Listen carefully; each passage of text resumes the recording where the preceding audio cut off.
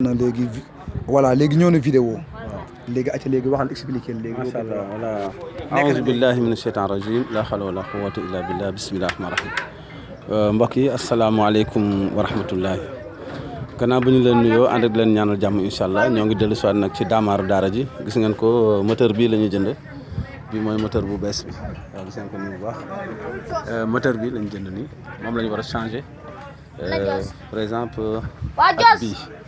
bii mooy ancien bi waaw loolu la incha allah gis ngeen ko bu baax léegi gis ngeen feebar bi fi mu nekk mu ngi nii ci suuf waaw bii mooy ancien bi loolu la incha allah waaw bii gis ngeen ko nii moom lañ génne ci moteur bi oto baa ngi nii gis ngeen xale yi ñu ngi ci liggéey bi ci kàttanu yàlla incha allah voilà léegi nag bii mooy nouveau modèle bi moom la ñuy monté nouveau la nag bi nouveau modèle la bële ancien la waaw loolu la incha allah am na tuuti différence bii moo ëpp doole bu bees bi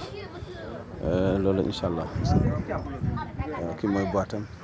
léegi bële mooy boitu bële léegi bii boitam moom lañ monté nii loolu la incha allah léegi gars yi ñu ngi si liggéey bi seen ko bu baax waaw loolu la incha allah kon nag xam naa boo ko sant yàlla bu baax incha allah ñu ngi ci liggéey bi si kàddu yàlla incha allah asalaamaaleykum wa rahmatulah